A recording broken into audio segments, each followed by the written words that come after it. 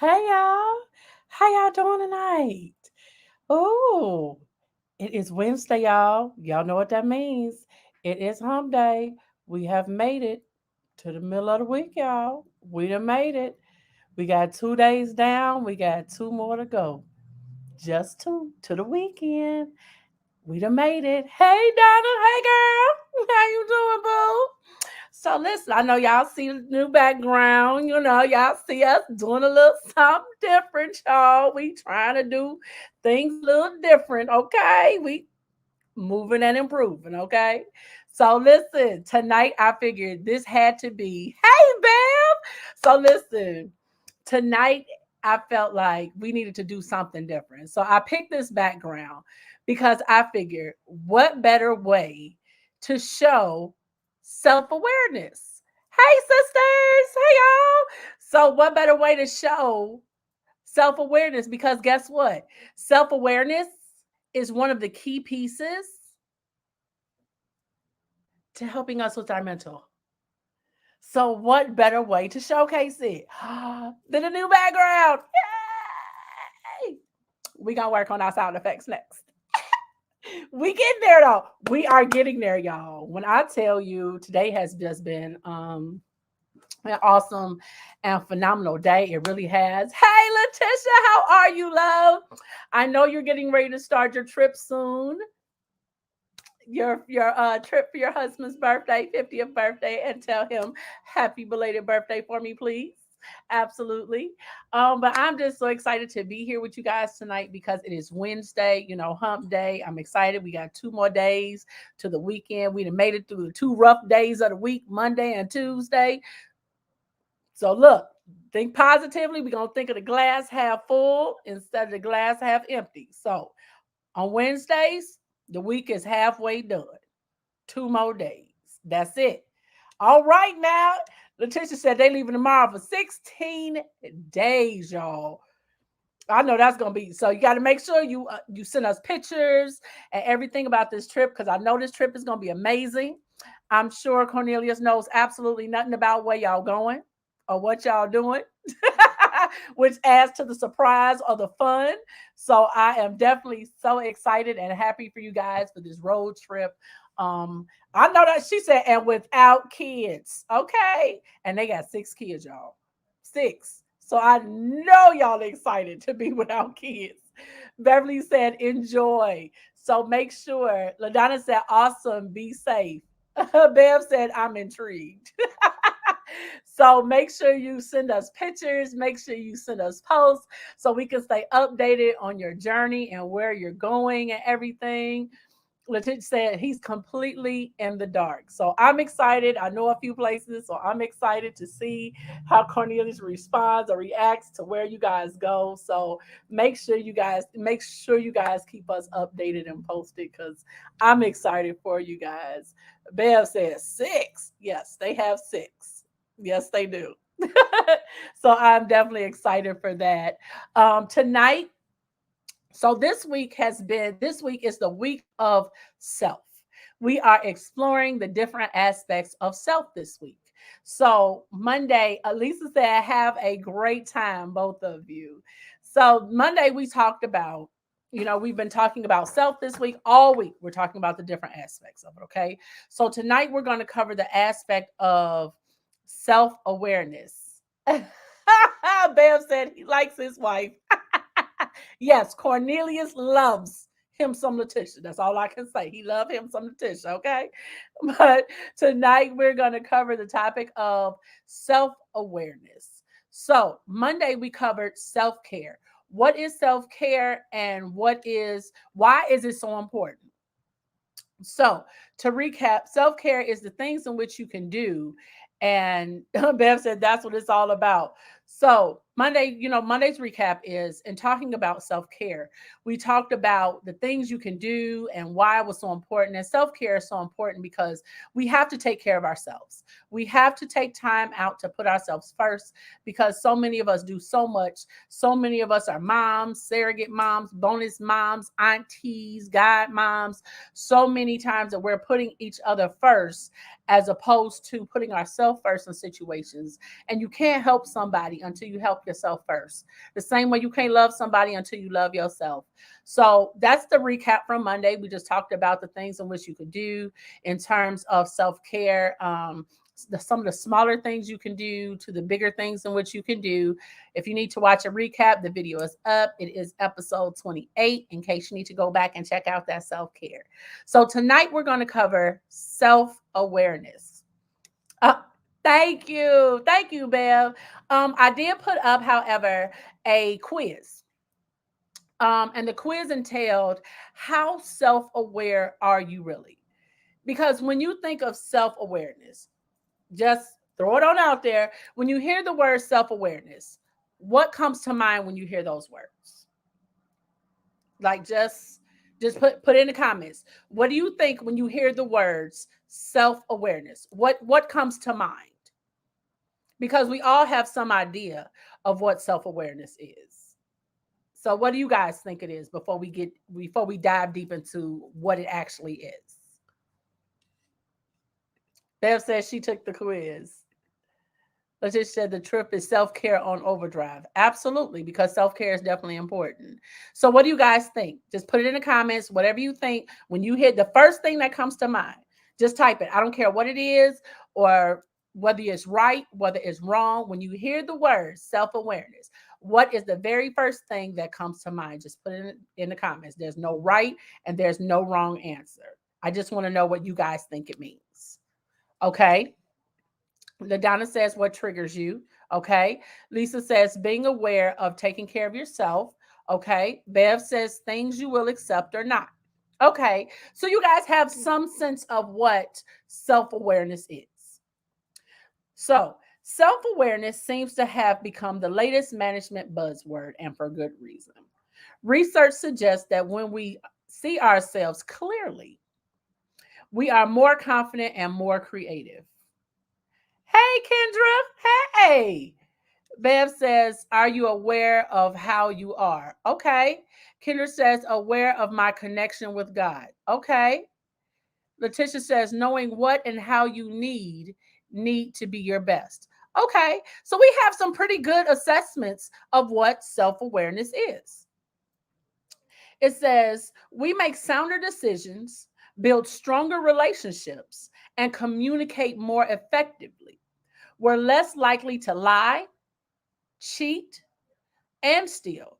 We are better workers who get more promotions, and we're more effective leaders with more satisfied employees and more profitable companies. Most people believe they are self-aware, but self-awareness is truly a rare quality. There are two different types of self-awareness. The two different types are how you see yourself and how others see you. Now, a lot of times, how we see ourselves or how we view ourselves is not how other people perceive us or how other people see us. And it doesn't necessarily have to line up. It doesn't. The first one, which is how we see ourselves, is dubbed internal self-awareness. It represents how clearly we see our own values, passions, aspirations, how we fit within our own environment, reactions, including thoughts, feelings, behaviors, strengths, and weaknesses, and the impact that we have on others. Internal self awareness is associated with relationship satisfaction, personal and social control, and happiness. It is negatively related to anxiety, stress, and depression. So sometimes we put so much emphasis on how we see ourselves that we are sometimes our worst judges. We are our worst critics sometimes. And a lot of times we overanalyze things that we really don't need to put so much thought or so much effort into thinking about. Because some of us are perfectionists. Um, some of us have OCD, like me.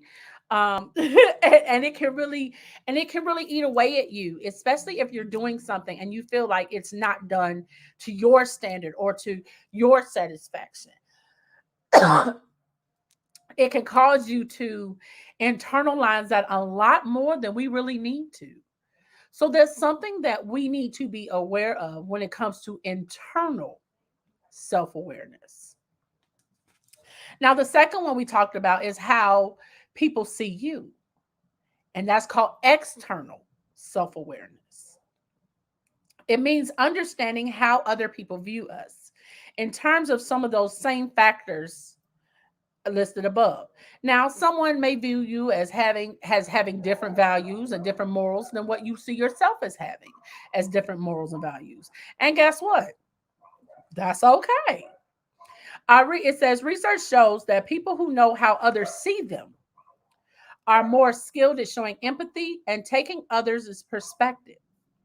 For leaders who see themselves as their employees do, now this is in your work setting because it goes hand in hand. Sometimes when we are in leadership positions within our job or within our companies, sometimes we don't, because we are on a different level or because we are the ones that everyone answers to, we may see things differently from a different perspective. It says for leaders who see themselves as their employees do, their employees tend to have a better relationship with them, feel more satisfied with them, and see them as more effective in general. So, from a business perspective and from a work perspective, it leaves you in a position of feeling like you're more on a level playing field. How many times in your job, now, if you're in a management position, or just think about when you weren't in a management position, by show of hands, how many people felt like the supervisors that they may have had on their current job or previous job just did not quite understand how you felt as an employee or the things that you were going through as an employee because they felt that in a supervisor position, that wasn't a job or that wasn't a problem to deal with. How many of you all felt that way? Like this supervisor is so out of touch, it makes no sense. Like I know I have. I've had that boss that felt like because they are the boss, that they didn't understand or didn't care to understand what it was that I was going through as an employee or someone on a different level of the company. Kendra said, show of hands. Thank you for your honesty. Like, because when I tell you that is one of the worst and hardest bosses to work for, when they have, Lisa says, I feel like we've all been there at least a time or two where we've had that one boss and it's like, oh my God, if we could switch positions for a day, maybe they will be a little nicer. Maybe they will be a little bit more understanding. Like, I have had them jobs, y'all. I'm pretty sure, look, we don't want to say it too loud because some of y'all still got them bosses. Some of y'all still got them bosses that drive y'all up a wall. That if you had the chance to switch positions tomorrow, baby, and give them a little taste of their own medicine. Like, how many of your bosses will survive getting the same dose of medicine that they dish out? It ain't too many. I'm pretty sure they will come back having a little bit more empathy and understanding, maybe a pinch of compassion sprinkled on in there somewhere. So sometimes our external self awareness can be off. And sometimes when we're in management positions, it can be off because we're no longer on that level, that we don't feel the need to be empathetic or be compassionate about situations. Lisa says they act like they never been where you are. Come on now, you better say that. Some of them act like they didn't start off in the mailroom before they became the manager. I'm just saying, some of them act like they never delivered packages and was shuffling mail in the mailroom before they hit the penthouse floor. I'm just saying. Letitia said, I'm sleeping with one boss. I am not playing with you tonight. I cannot. I cannot. Hey, but I guess that's one of the perks. Hmm. I guess there is perks to sleeping with the boss. He can be a little bit more understanding about things, a little bit more empathetic and compassionate. You know what I'm saying? Absolutely, Bev. She says sometimes power falls in the wrong hands. Absolutely. Some people should not ever be in power. I'm just saying. We saw that in the previous White House administration. I'm just saying. Some people should never have power. Letitia said the other three bosses are the result of that practice. Listen, so I have, it says four self-awareness archetypes. So what it is it's a 2 by 2 map. So one side of internal self-awareness, which is how you see yourself, against external self-awareness and how well you understand others. So if you have a low external self-awareness, but a high internal self-awareness, you are considered an introspector. It says they're clear on who they are, but don't challenge their own views or search for blind spots by getting feedback from others. This can harm their relationships and limit their success. Now, should you have high external and high internal, you are aware. It says they know who they are, what they want to accomplish, and seek out and value others' opinions. This is where leaders begin to fully realize the true benefits of self awareness. But in actuality, and to be completely honest, it is not a lot of people that fall into that category. I'm just going to be completely honest with you. Most people do not fall into that category of having a high external and a high internal. That's not where most people fall. Now, should you have a low external and a low internal, you are considered a seeker. It says they don't yet know who they are or what they stand for or how other people see them. As a result, they might feel stuck or frustrated with relationships and or performance at work. Now, in actuality, a lot of people fall under the seeker category. And it's okay because just because you fall under one category doesn't necessarily mean that you have to stay there. Lisa says, "Oh, you work for a boss that just got out of school, not know nothing but try to tell you what to do." Absolutely.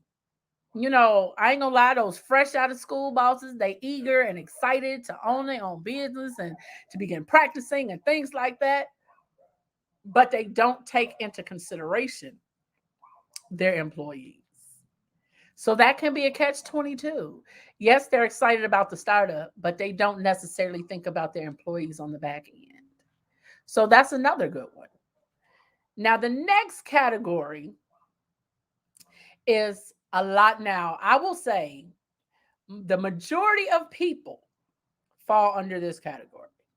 They have a high external self awareness, but they have a low internal self awareness. It says they can be so focused on appearing a certain way to others that they could be overlooking what matters to them. Mm. Over time, they tend to make choices that aren't in service of their own success or fulfillment. Now, out of all four of those categories, you have your introspectors, you have your seekers, you have your pleasers, and you have those that are aware. Now, I'm not asking you to put it in the comments. Just think to yourself, which category do you fall in? And whatever category you fall into is absolutely fine. If you decide you want to put it in the comments, you can put that in the comments. I know for me, at one point, I was one of those pleasers. I fell into the pleasers category where I had high external self awareness and low internal self awareness. I fell into that category. And so now I would have to say that I'm more of I've kind of gone from being a pleaser to being an introspector. And the introspector, again, is the low external self awareness and the high internal self awareness. So for me, mine kind of switched. Mine switched a little bit.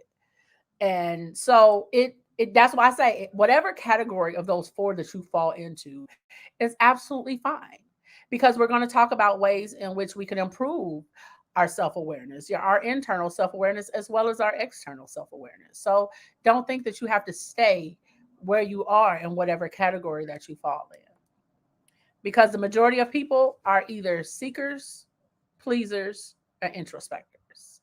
It's a very rare and a very few that fall into the fully aware category. It says when it comes to internal and external self awareness, it's tempting to value one over the other.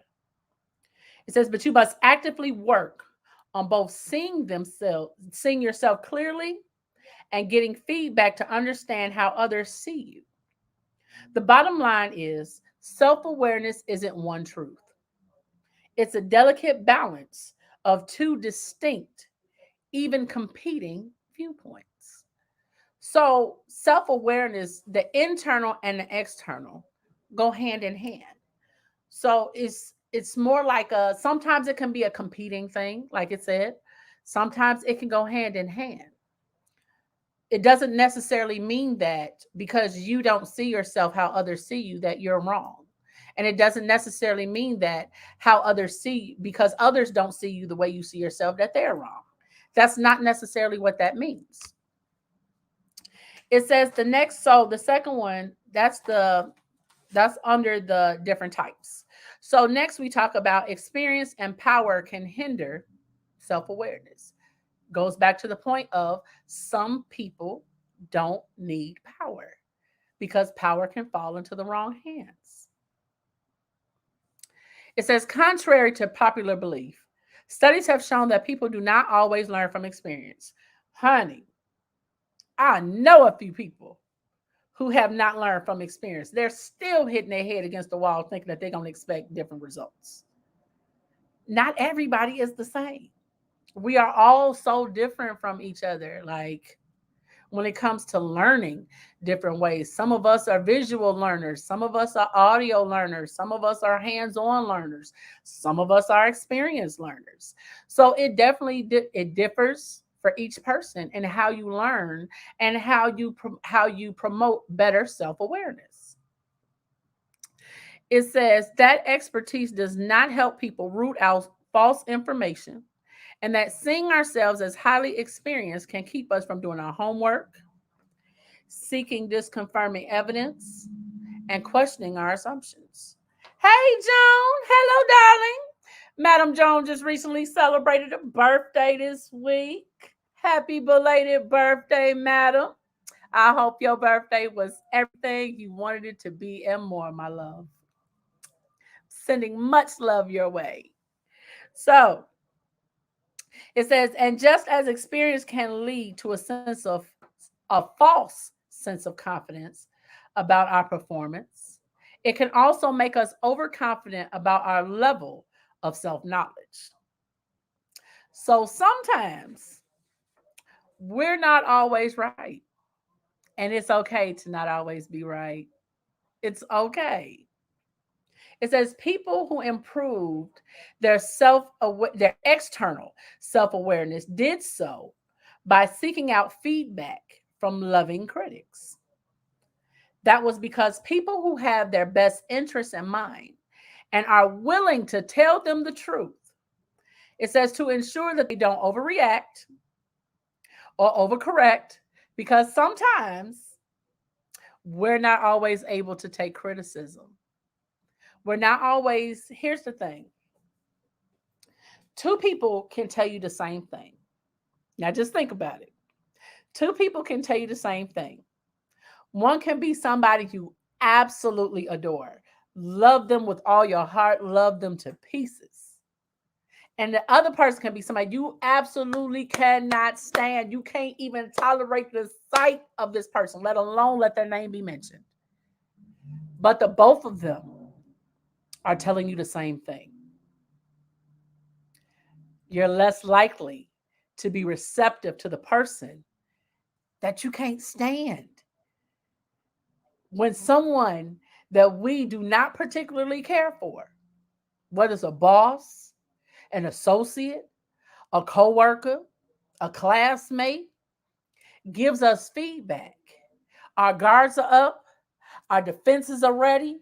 And instead of allowing that person to listen to finish while we listen with open ears, the first thing we do, you're not fin- no, you're not gonna do that.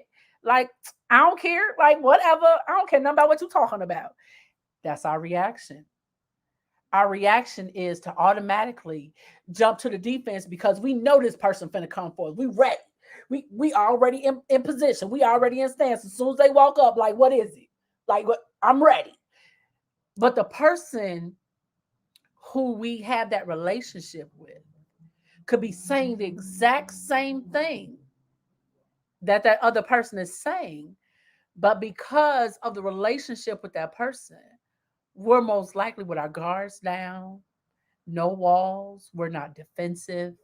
So instead of us being ready at the walk up, we are like, okay, okay, all right, I get it.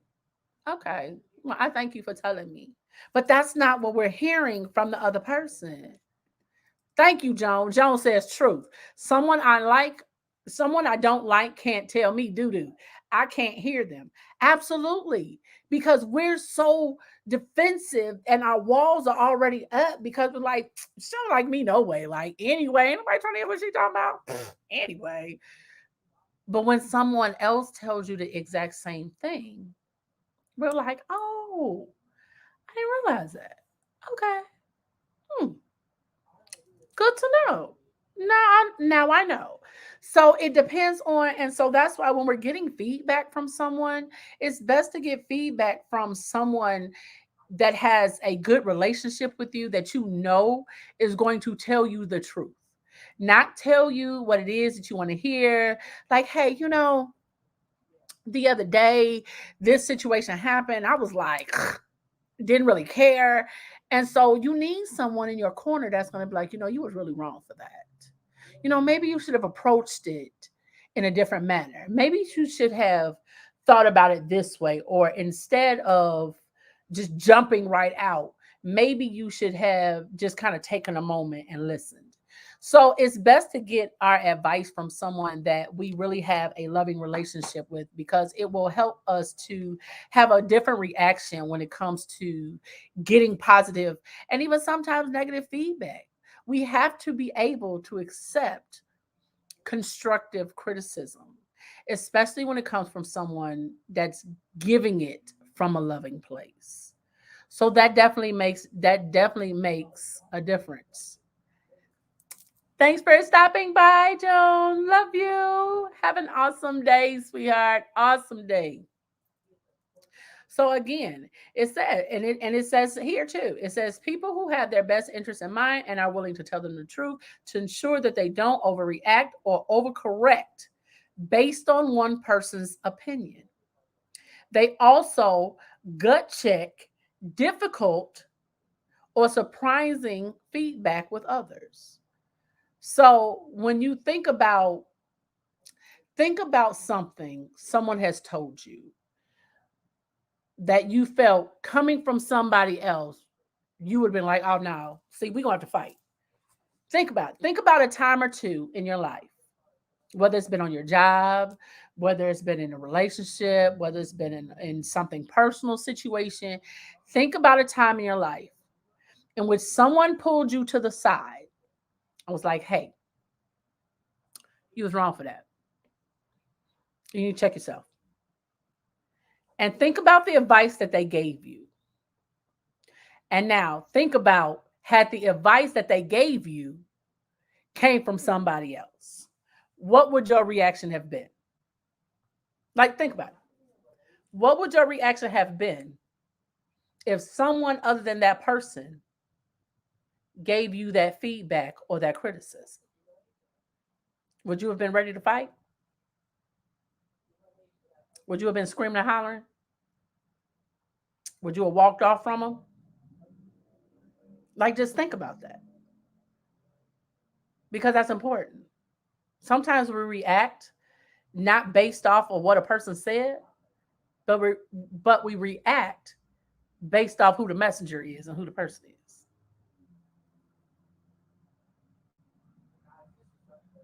I know I've done it. I've done it. And then had somebody else come and tell me like, well, probably shouldn't have did that.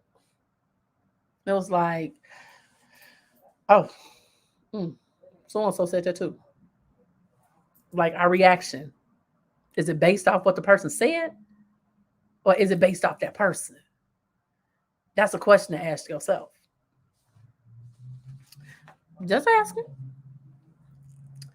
The next one is introspection doesn't always improve self awareness. It is also widely assumed that introspection, which is an examining the causes of our own thoughts, feelings, and behaviors, improves self awareness. After all, what better way to know ourselves than by reflecting on why we are the way we are? Have you ever asked yourself, like, why am I like this? Why am I short tempered? What is it? What caused me to be short tempered? What was it? What was that? What was that incident? What was it that caused me to be so quick to snap? Like, what was that incident? What was it? Why am I the way I am? That's a question that is so layered, and it can be complicated. And it's a question that a lot of times we don't want to ask ourselves because we don't want to go back and look at the situations or some of the traumas that we've been through, because trauma can shape you too. Trauma can shape you. It can shape you negatively, and it can also shape you positively.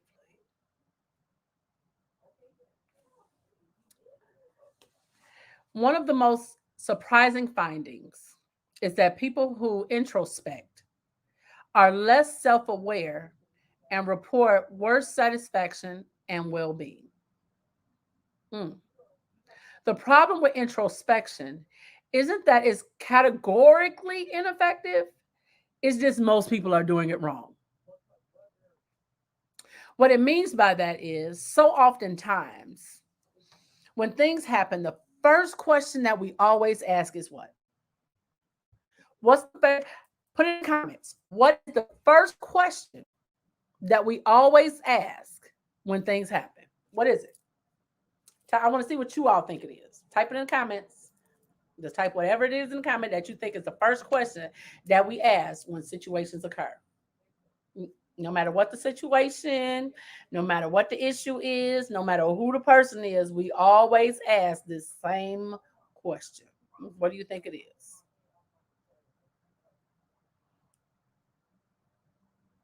I'll give you a second because we all ask it. We all ask this question.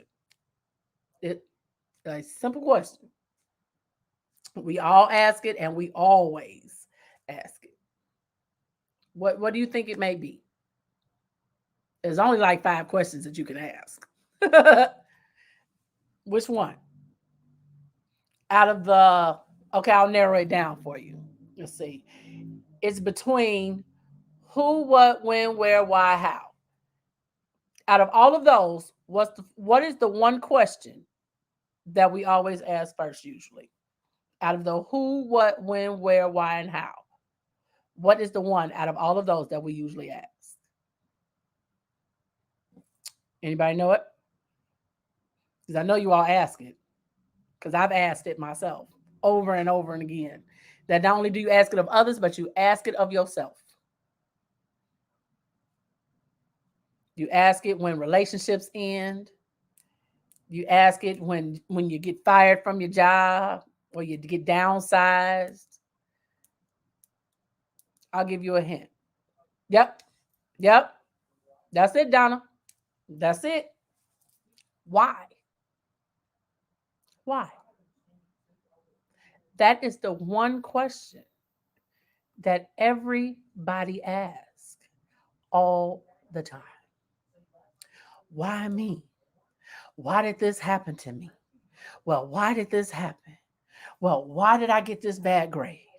Well, why do I have poor job performance? Well, why did this relationship end? Well, why doesn't this person like me anymore? Well, why don't they love me anymore?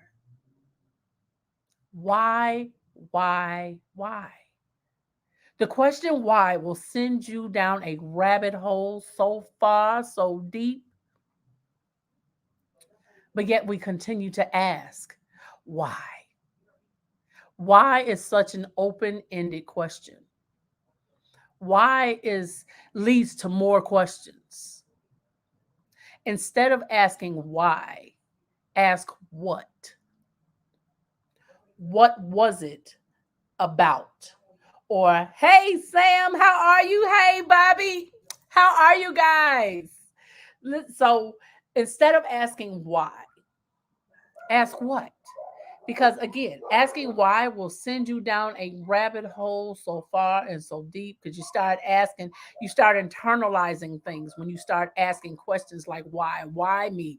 Why did this happen to me? Why don't they love me anymore? Why is this relationship over? Why did they fire me? Stop asking why and ask what. Because asking what questions allows you to focus. And instead of it being such an open ended question, and I'll explain to you why. It says the problem with introspection isn't that it's categorically ineffective. We said that people are doing it wrong. It says to understand this, let's look at arguably the most common introspective question: why? We ask this when trying to understand our emotions. Why do I like person A so much more than person B? Or our behavior? Why did I fly off the handle with that person? Or our attitudes? Why am I just so against this suggestion? As it turns out, why is a surprisingly ineffective self awareness question. Research has shown that we simply do not have access to many of the unconscious thoughts, feelings, and motives that we're searching for. And because so much is trapped outside of our conscious awareness, we tend to invent answers that feel true but are often wrong. For example, after an uncharacteristic outburst at an employee, a new manager may jump to the conclusion that this happened because she isn't cut out for management, when the real reason was because of a bad case of low blood sugar.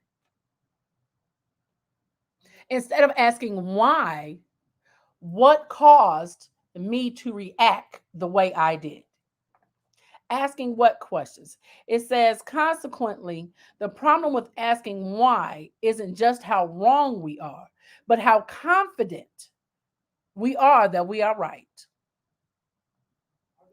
Asking the question of why puts us in the position to feel like whatever we have said or whatever we have done is right and it is correct, and the other person got to be something wrong with them.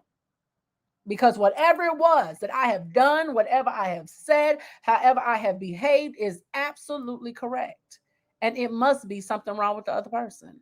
Instead of asking what, meaning that something in which you said or done could have possibly went wrong as well.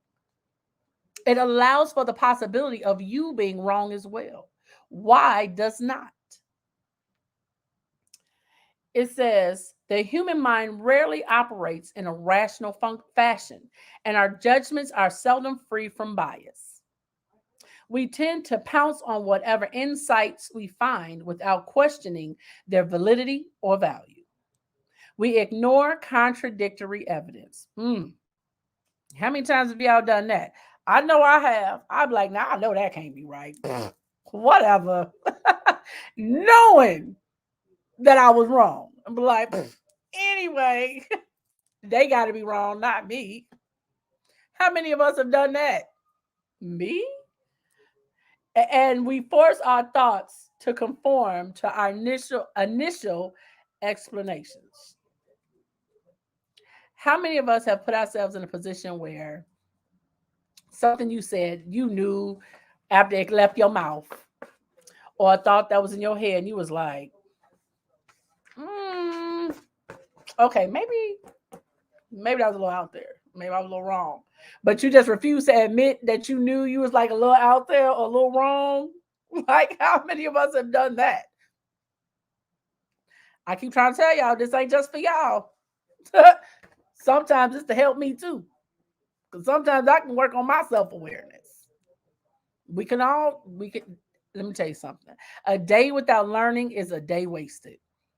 You are never too old to learn something. Just a thought. Just a thought.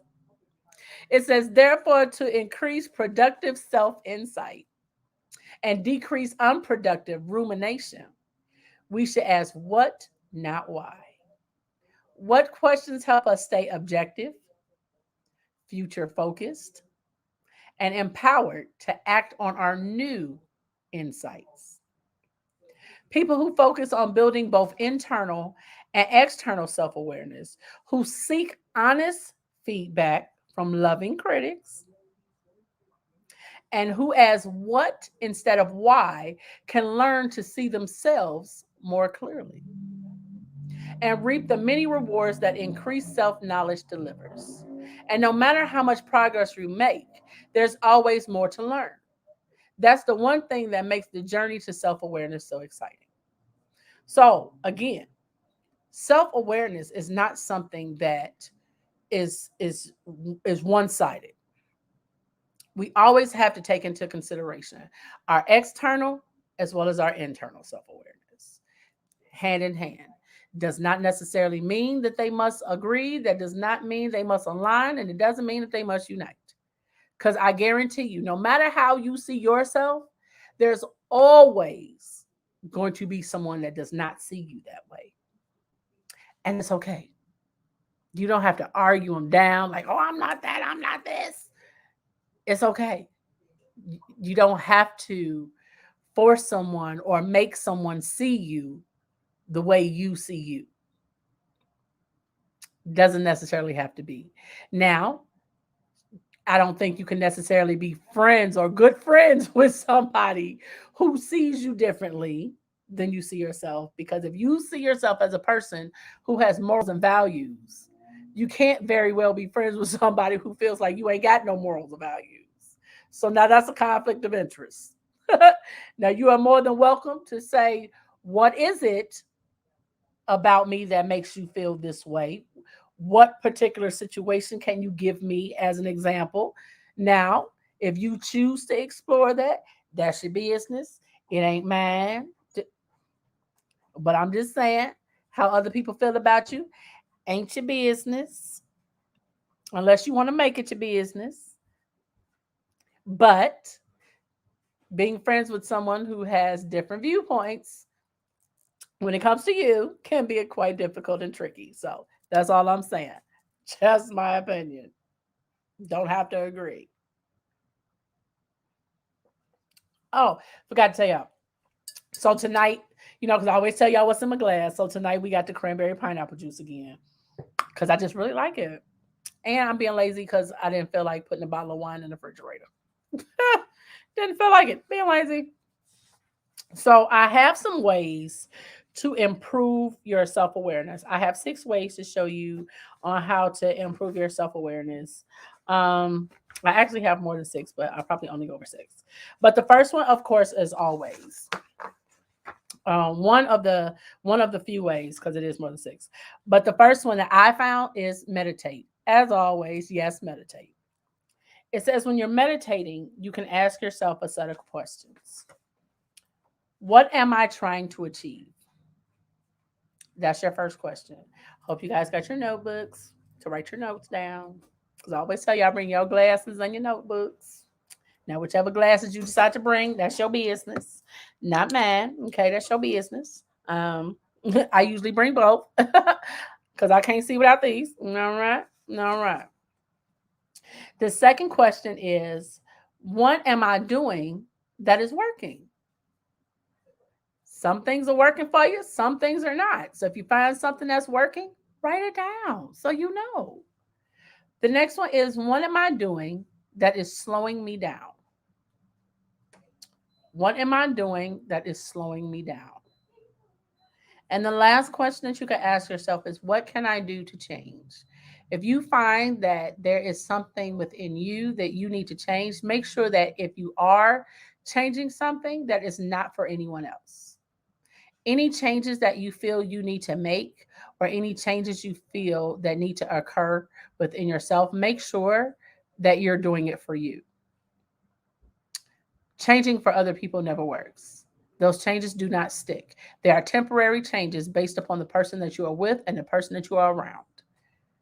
So, if you feel that you do need to change, make sure that you're changing for yourself and no one else. It says, as most people know by now, meditation is the practice of improving your moment by moment awareness. Most forms of meditation begin with focusing on and appreciating the simplicity of inhaling and exhaling. We talked about on Monday, we talked about the deep breathing. We talked about, as part of self-care, the meditate. We talked about meditating and self-care. Meditation has so many different benefits. It has so many different benefits. Physical health wise, mental health wise, emotional health wise. It has so many different benefits.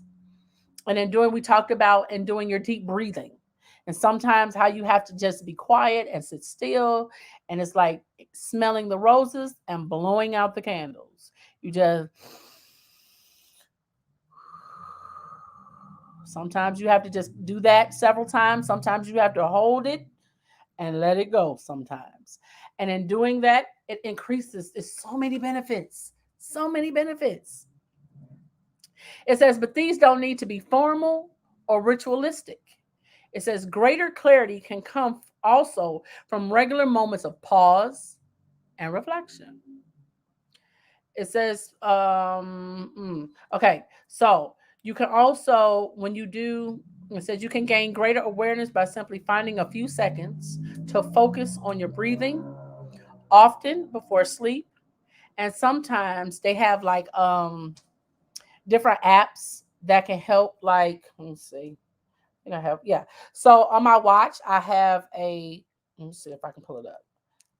I have a Breathe app, and what it does is it reminds me throughout the day to take it. So let me see if y'all can see it. Let me see. Oop, yep, there it is. Okay. So it reminds me throughout the day to just take a moment to breathe. So it's called Breathe. It is working.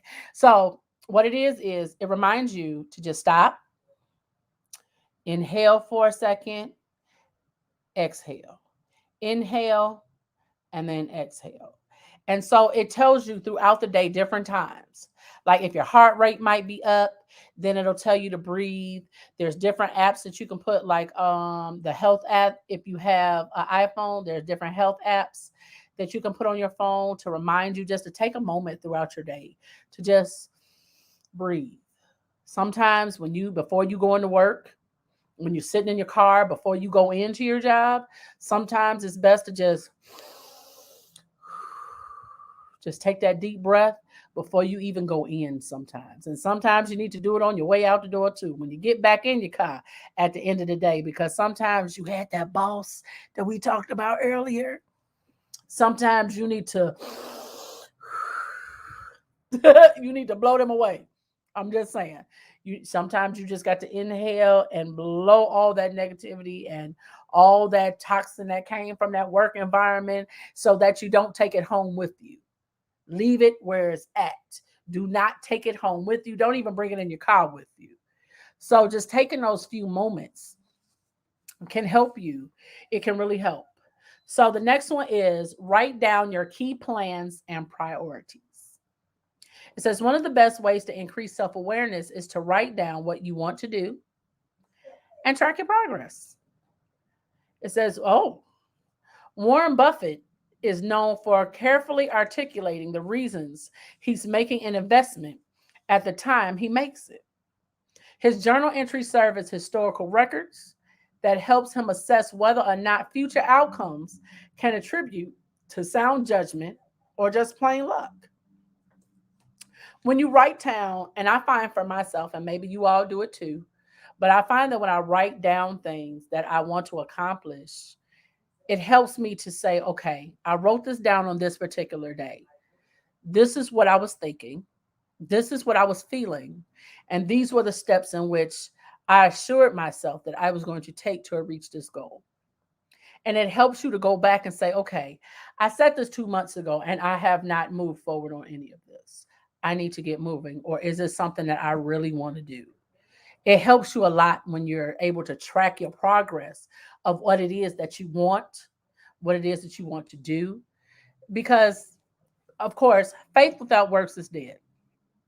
We can hope for things, we can wish for things, we can say we want certain jobs, but if you don't put forth that effort to fill out job applications, how are you going to get the job? So we have to monitor our progress when it's things that we want or things that we want to do. It helps you to make yourself accountable for things. The next is ask trusted friends. Again, that word trusted, ask your trusted friends. It says none of us is altogether aware of how we come across to others.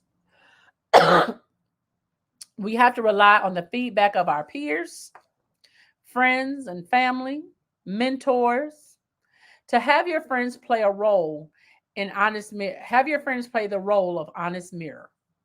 Let them know when you're seeking candid, critical, or objective perspectives. Make your friend or colleague feel safe to give you an informal but direct and honest view.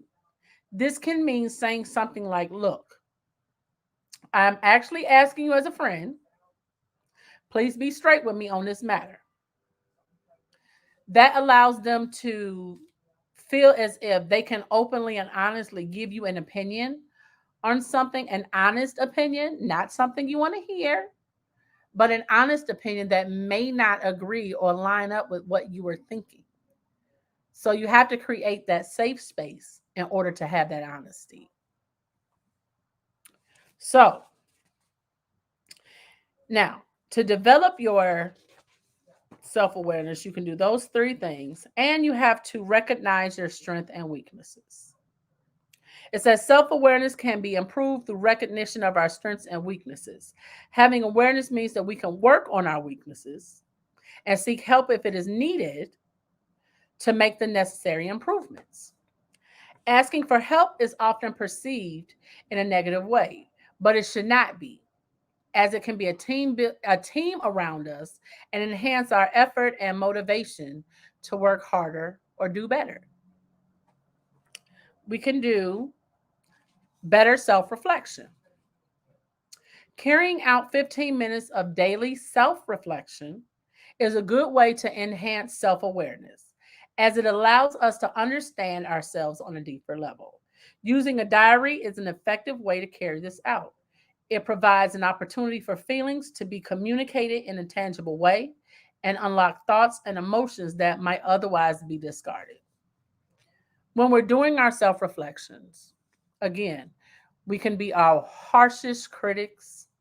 We are so hard on ourselves so unnecessarily a lot of times. Um, and again, that goes back to sometimes we just want things to be so perfect or a certain way. And if they're not that way, then we're just so hard on ourselves and, you know, being our worst critic.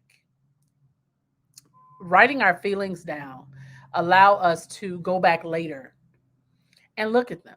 Because sometimes when you write down things in your journal, when you're feeling a certain way, if you're feeling angry or you're feeling anxious about something, and you feel like your anxiety is getting the best of you, or you're just so down because this particular incident happened and you felt this was your fault, or you felt that you could have changed the outcome. A lot of times when we go back and we read those, we realize in that moment that maybe the way in which we were thinking was not necessarily as rational as we thought it was in that moment. And now that we've had time to take a moment and to kind of self reflect on why we responded that particular way or why we felt that way. It allows us to compare and contrast. And in doing the self reflection, it helps us to gain more self awareness, the internal self awareness. The next one is monitor self talk. It says monitoring self talk can improve self awareness as it makes our thoughts and emotions more obvious. Okay, gotta ask. By show of hands, how many people have conversations with themselves or ask themselves questions? I mean, I gotta know because I need to know if I'm the only one that talks to myself sometimes. I mean, I'm just saying.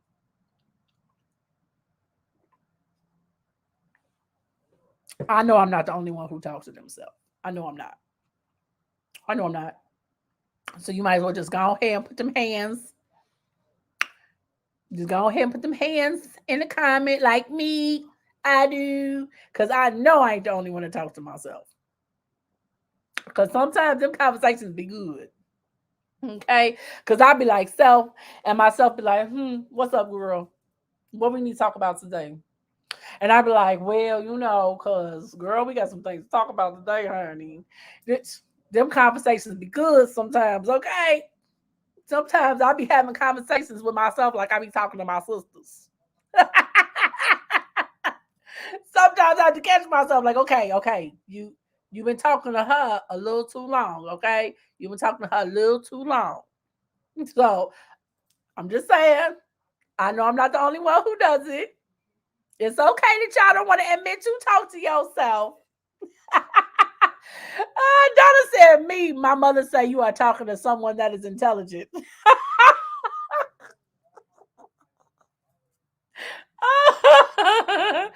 Girl, listen. Sometimes them conversations be real good, okay?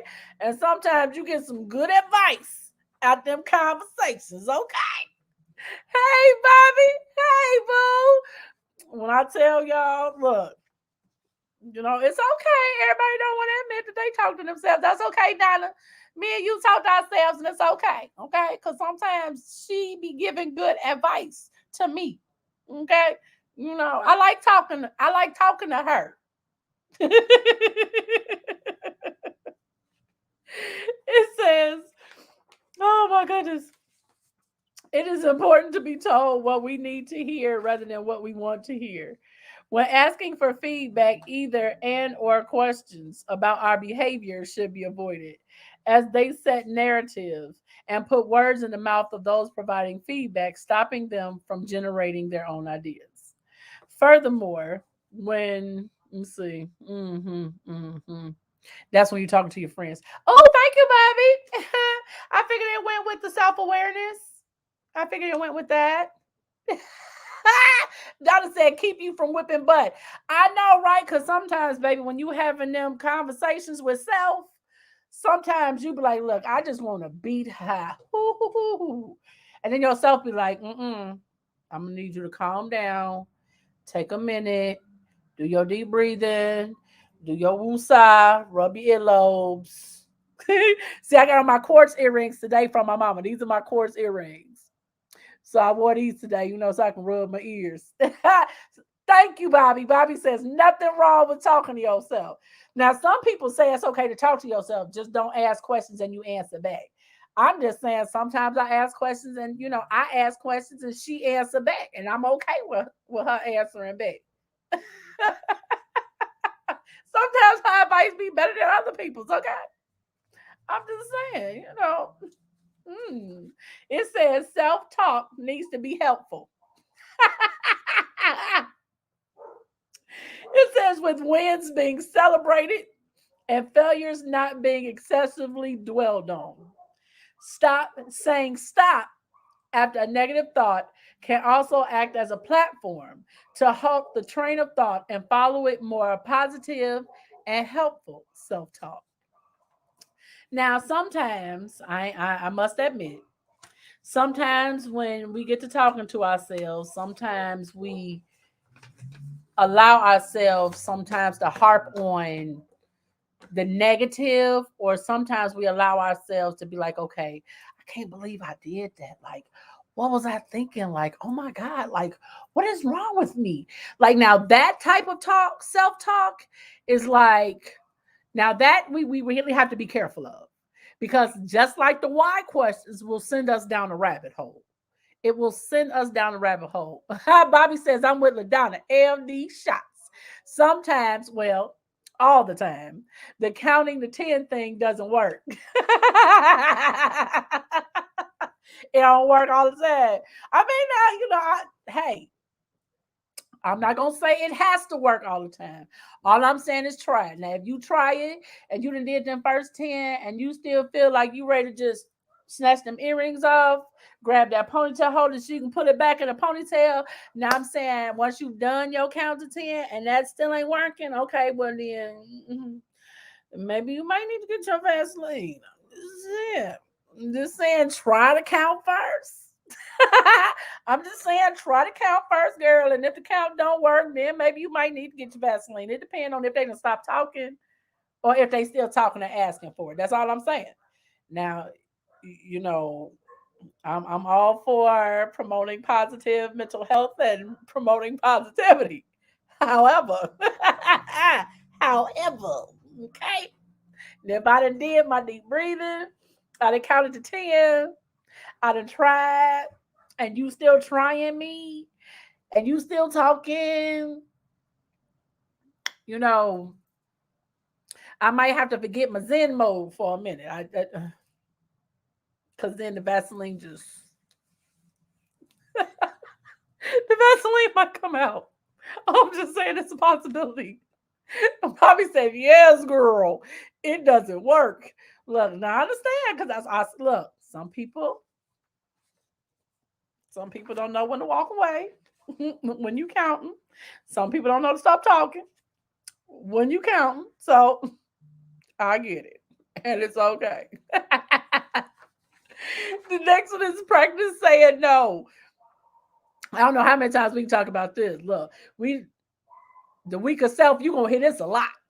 When we talked about boundaries, we talked about practice saying no. It's universal. The ability to say no to ourselves, to put off short term gratification in favor of long term gain, is an important life skill. And practicing this can improve self awareness.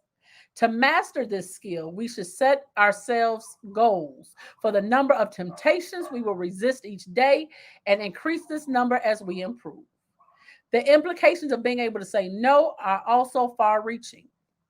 In the famous marshmallow experiment, children who were able to restrain from eating a marshmallow until the researcher returned were more academically and socially competent, mm, and better able to deal with stress 10 years later when compared with those who ate the marshmallow before the researcher returned.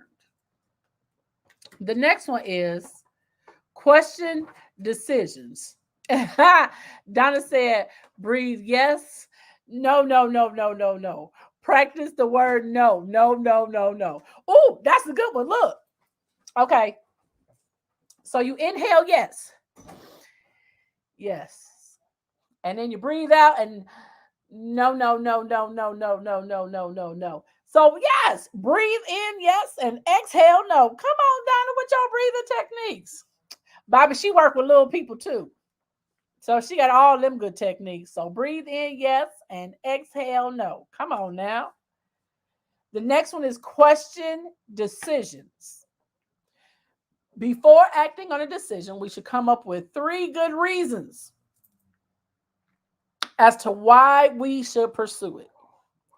Stopping to ask yourself why improves our self awareness as it allows us to better understand the motives behind our decision and explore them further, meaning that we can be confident that the decisions we make are good ones. So, now in this instance, why questions are okay. Like, why is this important? Why is this necessary? Why do I feel I need to do it?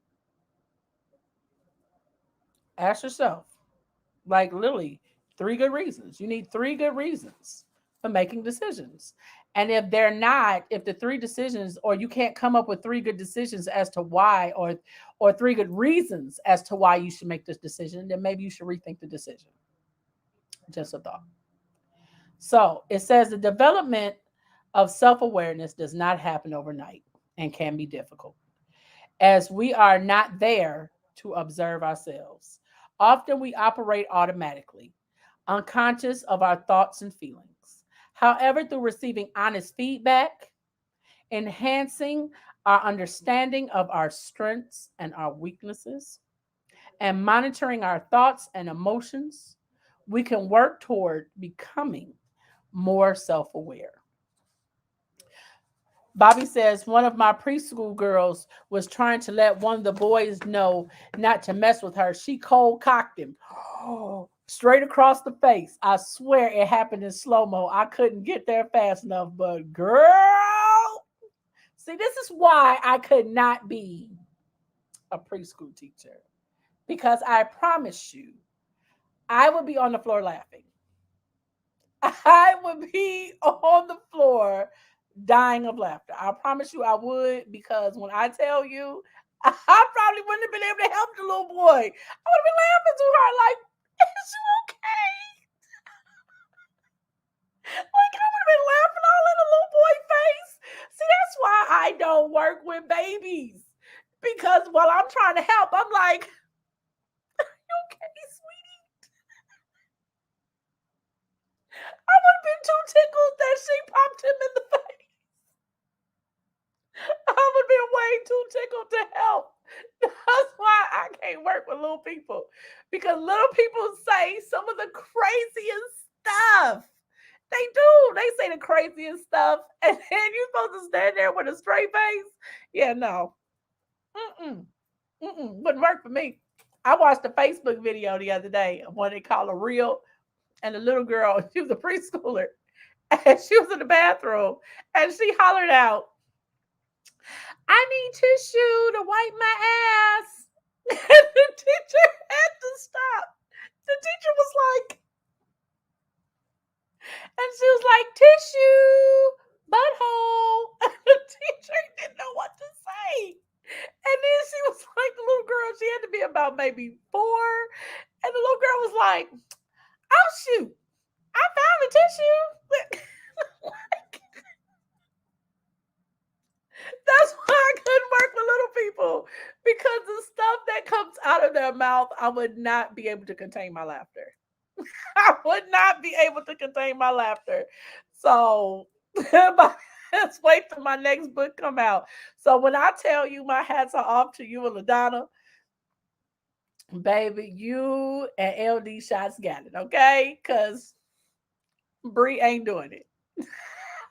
Bobby says, girl, the adventures in the bathroom, OMG. See? Mm-mm. You and Donna can have it. Okay? No, ma'am.